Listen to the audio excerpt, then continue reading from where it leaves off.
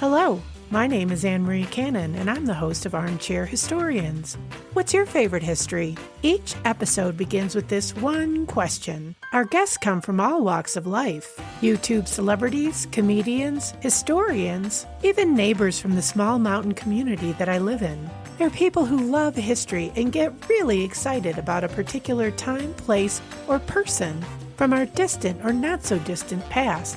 The jumping off point is the place where they became curious, then entered the rabbit hole into discovery. Fueled by an unrelenting need to know more, we look at history through the filter of other people's eyes. Armchair Historians is a Belgian Rabbit production. Stay up to date with us through Twitter, Facebook, and Instagram. Wherever you listen to your podcast, that is where you'll find us. Armchair Historians is an independent, commercial-free podcast. If you'd like to support the show and keep it ad-free, you can buy us a cup of coffee through Ko-fi, or you can become a patron through Patreon. Links to both in the episode notes. I love coffee, and I love history, which is why, when I stumbled on the podcast of our next guest, I knew I had found something good. Alycia Asai is the host and producer of Civics and Coffee, a podcast about the people, events, and topics of United States history, shared in the time it takes to enjoy a cup of coffee. According to Alycia, unlike a lot of other history-based podcasts, she keeps her episodes short and sweet, giving her listeners their history in the time it takes to finish their morning brew, usually under 15 minutes. She has a bachelor's degree in history and considers herself a history nerd, as opposed to a guru. When she's not researching episodes, she's planning her next vacation, although not so much with COVID. Today, we geek out with Alycia, who tells us about her favorite history. It's a dark one, about a devastating fire in 1911, the events of which were responsible for major changes in U.S. regulations surrounding safety in the workplace. Alycia Asai, welcome and thank you for being here today. Thanks for having me. I'm so excited. Me too. We're just going to get right into it, and I'm going to ask you the question, what's your favorite history that we're going to be talking about today? Well, my favorite history is kind of a dark story, but it has a great ending in terms of progressive reforms, like many things in history. And so my favorite history is the Triangle Shirtwaist Fire that happened in New York in 1911. 1911 in New York. I think I do know a little bit about this, but I might be confusing it with another. Go ahead, tell us about it. All right. So it's known as the largest and deadliest workplace disaster. The only one that comes close to that is September 11th. So if you take out September 11th, 2001, it is the deadliest workplace disaster ever recorded in American history. Oh, okay. Yeah, so it was the largest workplace disaster and most deadliest workplace disaster ever recorded on American history. And it took place on March 25th, 1911. And it was at the Triangle Shirtwaist Factory, which was the largest shirtwaist factory in New York at the time, located at 27 Washington Place in Greenwich Village. And the shirtwaist was basically the blouse. It was made very famous by the Gibson Girl. And it was this new age way of women to be able to not have these big bustling corsets and big dresses, right? They could have a nice trim blouse that they could wear. And at the end of the event, 146 people would perish. What it led to was a number of progressive reforms. So if you've ever wondered why you have a fire drill at work or why all of the workplace doors are meant to be open and kept open throughout the working hours, that can all harken back to this disaster. So it was super deadly and super violent, but it led to some great progressive reforms. So the actual fire took place on March 25th, 1911. It was a Saturday. It was about 4:40 p.m. The workers were just getting ready to end their workday, and they noticed on the 8th floor some smoke coming out of a scrap bin. And how the factory was set up was a large cutting room tables. And in other factories, what they would do is they would have bins for all the scraps of material that they weren't using. But the owners, Max Blank and Isaac Harris, were super efficient in the fact that they built little scrap bins that were sitting right beneath the cutting floor. So all the workers had to do was basically push it down to the ground. They didn't have to worry about, walking their scraps down to the end of the room, making it super efficient. Of course, what that led to was a huge bin filled with super flammable cotton scraps. So at about 4:40, they start to see this little puff of smoke and little fire coming from the scrap bin. They tried in vain to put it out. They didn't have any sprinklers, of course, because that wasn't required in New York at the time, but they did have buckets of water on all of the floors because apparently fires were a common thing with shirtwaists. Go figure. And so they grabbed the bucket of water. They tried to douse it. That didn't work. There was also a fire hose on the 8th floor that they was pumping from a water well up at the roof. They pulled that out. No water pressure. The 8th floor manager was trying very hard for about 3 minutes to try to put out the fire before he said, okay, this can't happen. We're not going to be able to get it out. So everybody got to go. An executive assistant was able to warn the 10th floor, where the owners were currently at in their offices. And because, of course, 1911. Why do I see where this is going? Why? Exactly. Why? And I'm not surprised.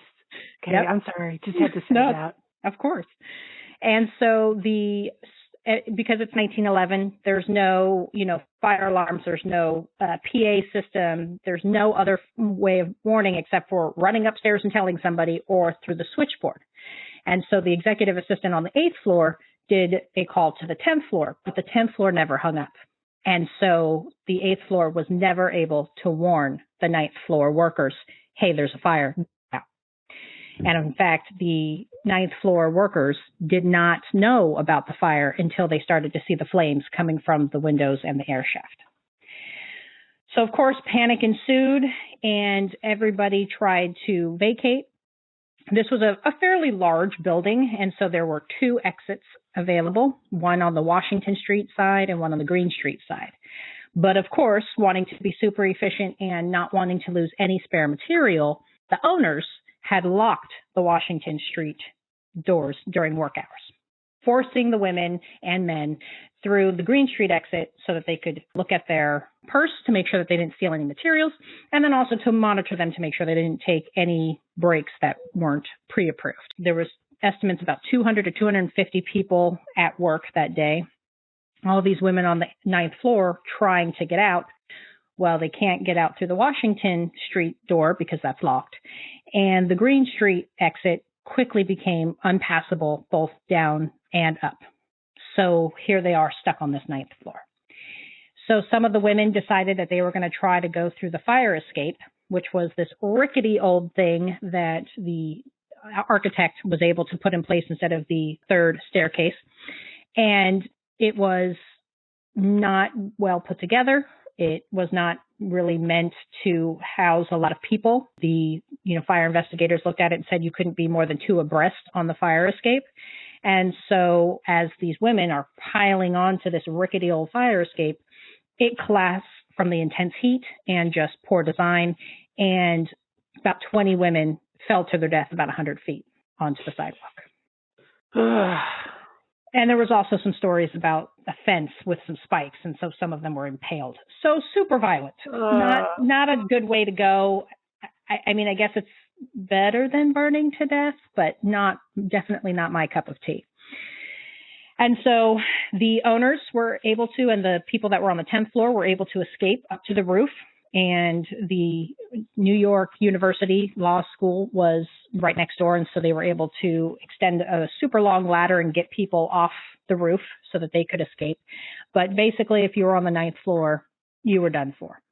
A couple of freight elevator operators came and were doing runs to save some of the workers to get them down into safety, but that they eventually were unable to do any more runs because the intense heat of the fire was warping the elevator and warping the cables, making it unsafe for passage. And so the women basically had a choice to make. they were going to either burn to death or they could take the fate into their own hands and jump. And in fact, many of them did that. There was a reporter on scene, and he recorded 54 bodies jumping from the 9th floor. And what's super unfortunate about this is the fire department was there within minutes of the fire. So they were super responsive and on site. But of course, the Industrial Revolution and the skyscrapers and the buildings of all of these super big factories actually outpaced the technology and the resources of the fire department. And so when they got up on their ladder only reached the 6th floor. Oh, my goodness. The fire started 2 floors above that. And really, the predominant number of victims were on the 9th floor. So all they could try to do is try to put the fire out as quickly as possible. And that did not save as many lives as they probably could have had they had other equipment available to them. The fire was put out within 30 minutes, but still managed to kill 146 people. How many people survived that were on the 9th floor? Yes, so there was 146 deaths, 78 injuries, and I want to say about another under just about 100 people that were able to survive. So, because they estimated about 250 were on site that day. Wow. Yeah. And of course, the owners were fine. Because, of course, they were. Tell the owners before you tell those people who, are doing the real work. And I bet a lot of them were women. Oh, yes. Of the 146 that died, 123 were women. Oh, geez. Okay. And the shirtwaist factories in general were predominantly immigrant women. And the Triangle factory was actually not really pro-labor. Surprisingly, shocker, right? But they had actually experienced a massive strike just 2 years prior because the women wanted to unionize so that they could ask for better working conditions, better hours, better pay. And so the owners were definitely not new to the demands of labor. There was also some suspicious fires. The gentleman who owned the Shirtwaist factory fire had 2 very suspicious fires prior to the Triangle Shirtwaist massive inferno, and that they believe was in an effort to try to collect some insurance money because they paid exorbitant premiums as being such a high risk factory. So they don't know that this was intentionally set. They would like to believe that it was not, but there is some, there's some questions there. You already experienced 2 fires. You took no steps to prevent a 3rd fire. And of course, that 3rd fire ended up being the most dangerous and deadly, costly fire. The women who decided not to jump and stay on the 9th floor were so badly burned that family members had to use things like hair clips or shoes or clothing to try to identify the bodies. They were all brought to a pier known as Misery Lane, and families and friends were basically brought in to look at all of these bodies that remained unclaimed. I believe it took about a week for the majority of the bodies to be claimed. So, super depressing moment in our history, but there's a huge shift towards progressivism and labor laws as a result. Frances Perkins was there at the fire as it was occurring, and Frances Perkins is famous as being the first female cabinet member in the United States, and she was put as the Secretary of Labor. And so was she working there, or was she just there? She saw the fire. She just happened to be there. So she was not a worker. She was fairly well off. She didn't need to do factory work, and she was part of labor unions and really pushing this progressive labor movement. And she just happened to hear the fire alarms and the fire trucks, okay. And so she kind of ran out and she saw this macabre scene of bodies flying from the 9th floor and these intense flames. And she never forgot that. She actually pointed to the Triangle Shirtwaist factory later in life as kind of the needed push towards progressivism that would surely, go throughout the United States in the next few years. Sure. This reminds me of, I did an episode, I interviewed the hosts of the podcast Mystery History, and they talked about the Radium Girls. Mm-hmm. I listened to that episode. I loved that episode.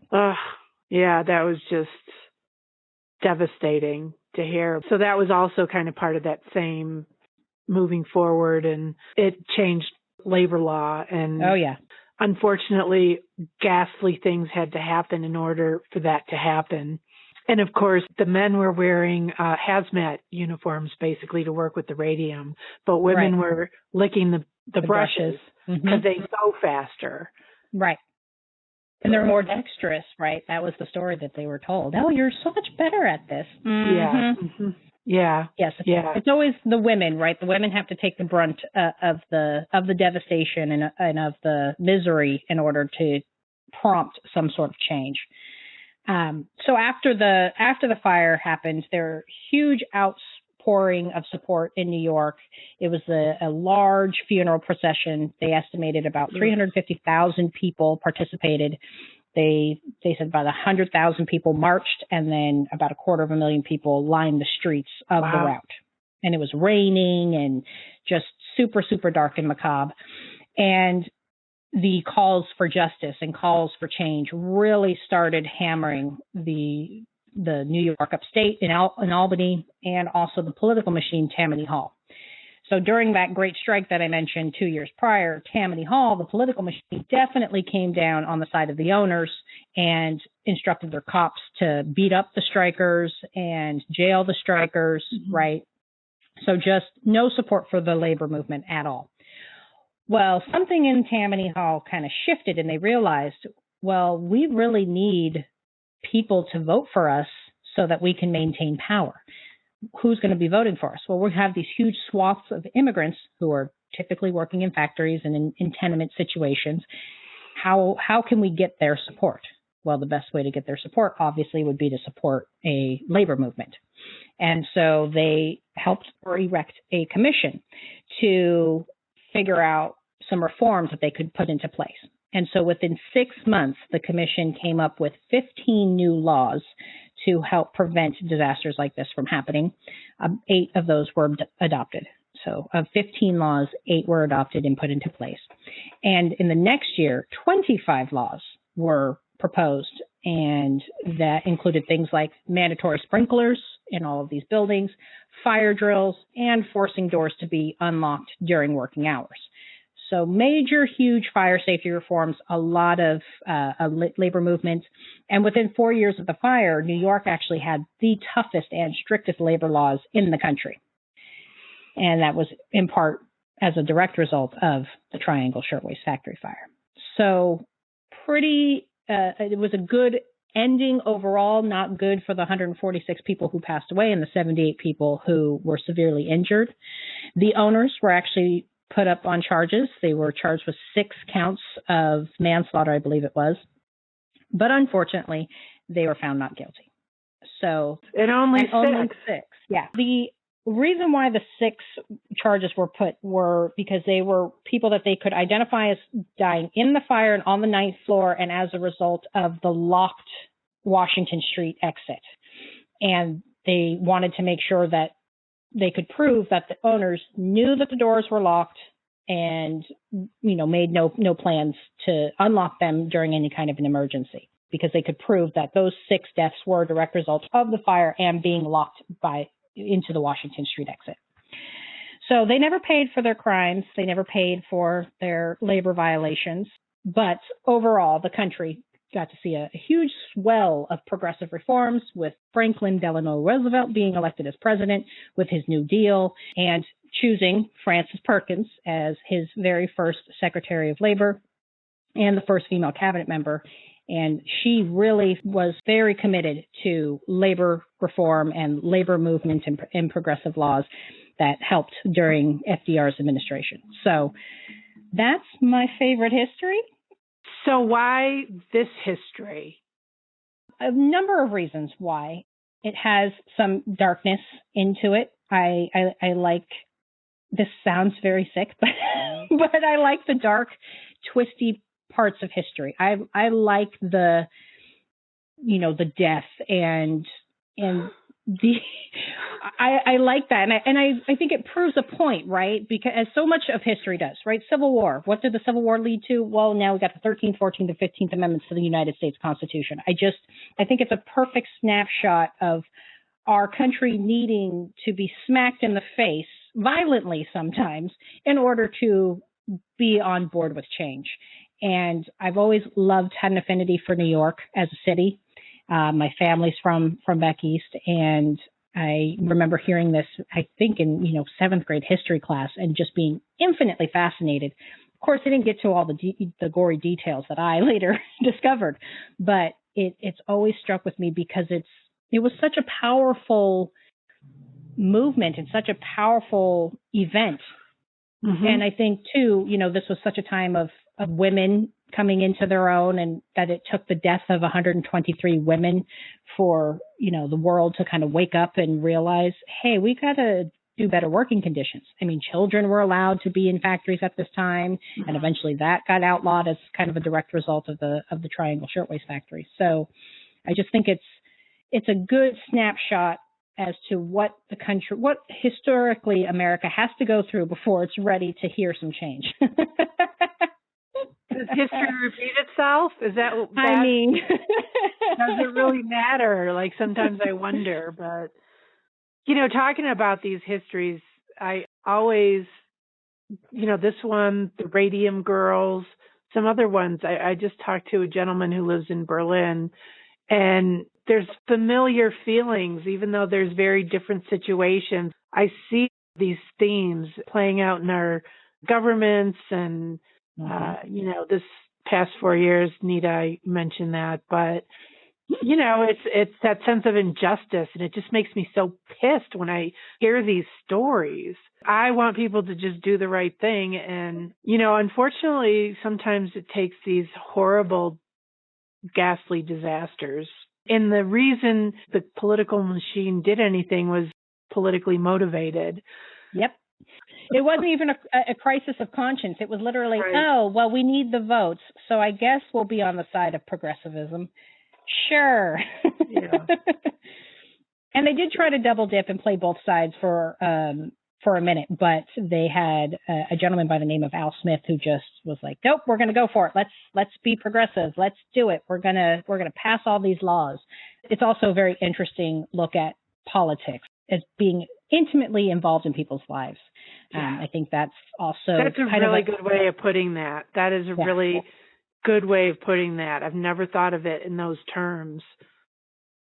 Yeah. Yes, because even, prior to this fire, the Tammany Hall, they would help you pay your heating bill during the winter, or if you got laid off, they would, throw you a couple of bucks. But the gentleman, Al Smith, he was very much committed to the idea of, I don't want to just be there when it's rough for you. I want to be there and support you to be the best that you can be. And right. That's what government should be about. The government should be about supporting the people. That's why we're here. We were elected by the people. We should represent the people. And, it's funny that it took until 1911 for that kind of ethos to be in the political discourse, but I'm happy that it got there.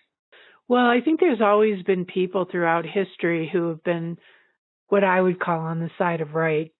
Their voices don't always come to the surface in the historical record. I'm thinking about the Lynch Law lady. She was a co-founder of the NAACP. Ida. Yeah, I did a show on her, but she's like somebody I want to know more about, that I want the history books in school to tell us about. That is the kind of life that I want us to be looking at and talking about. And and this is and holding up. Yeah. Where do we see this history in pop culture? Well, it's with you every single day that you go to work. So every time you participate in a fire drill, every time you see the firemen come and inspect your workplace, if you've ever noticed any place that you go into, a place of business, their doors are not locked. And that's all a direct result of the Triangle Shirtwaist factory fire. All of these progressive reforms and labor laws that to us, we think, duh, of course you should have sprinklers in a workplace. Of course you should have a fire alarm. Of course you should practice fire drills. Well, that wasn't common practice in 1911. And you see it every day now as a result of, this catastrophic loss of life, this event that could have been, prevented and mitigated. It didn't need to be such a heavy toll in terms of lives. But as a result of that, and I think it kind of scared America straight, or at least scared New York straight. And they realized we can't just fiddle-faddle around with workers' lives. So did the federal government follow suit, or was that years later? Do you know that trajectory? I believe it was years later. So I know New York was kind of the prominent one, and then that individual states kind of spread and started copying the precedent, I guess, that New York set. And obviously with FDR coming in and doing all of his New Deal reforms and progressive reforms, and having Francis Perkins as his Secretary of Labor definitely helped promulgate the idea of progressive labor laws. Is there any movies or anything or novels that you're aware of that is based on this? There is one social historian who covered the book, and he wrote it in 2003. David something, I want to say. He did one in 2003, and then there was, I believe it was a reporter who did an oral history of the Shirtwaist fire in the 60s, I want to say. Oh, wow. But other than that, there's no major movies that have been based off of it, which I'm you guys are just missing an opportunity, because this is fascinating. And I think it's got a little bit of everything, right? It's got intrigue, it's got political machinations. It's so fascinating. Big labor and big bosses, and how does that come together? And it's a true story, which always make the best movies. But no, they haven't made a film as far as I know. I usually go into history from a series or a movie, and then I start going down the rabbit hole, because that's how my mind works. Also, for me, why I love this story so much is that it really grabbed my attention in history. So I ended up going to college and becoming a history major, and I would say this is the first story that really grabbed my attention, because it showed that history is today. It's not just yesterday, and it impacts your lives all of the time. And if you fail to learn from history, you are doomed to repeat it. I definitely believe in that saying. Yeah. I think that's shown itself over and over again.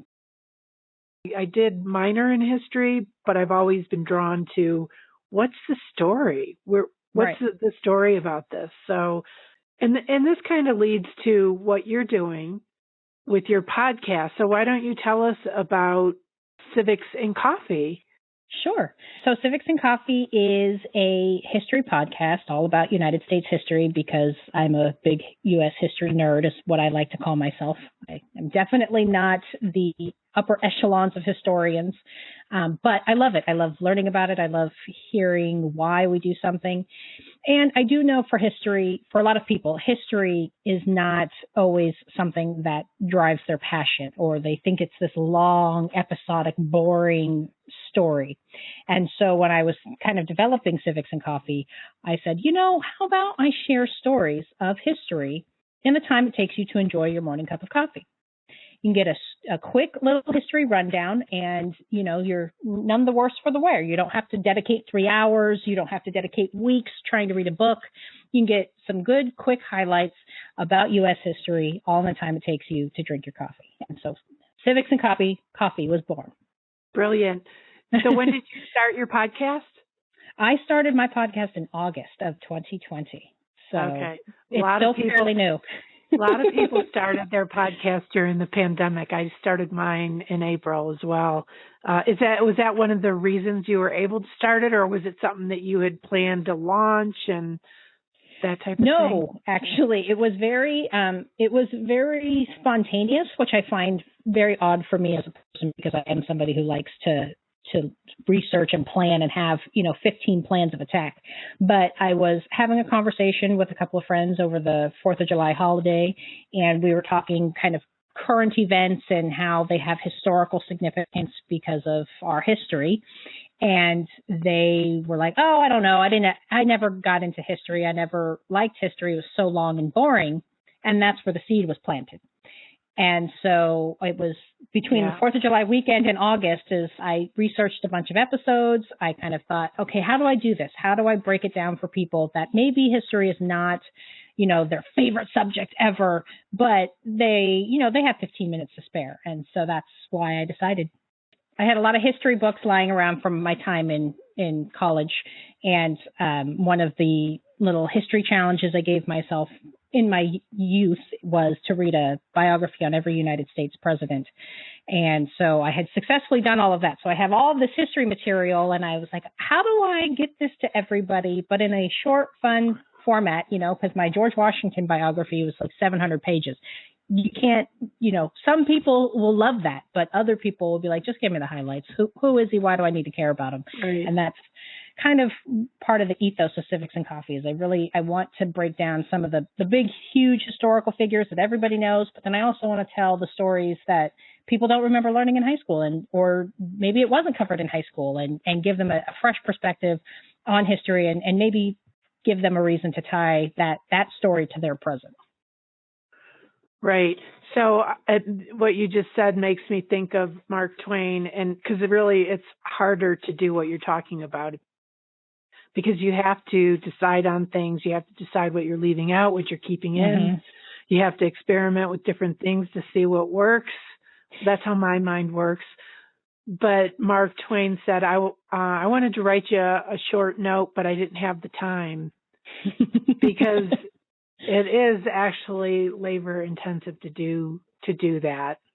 I applaud anybody who does interviews as a podcast because just doing it myself, I stress out very much.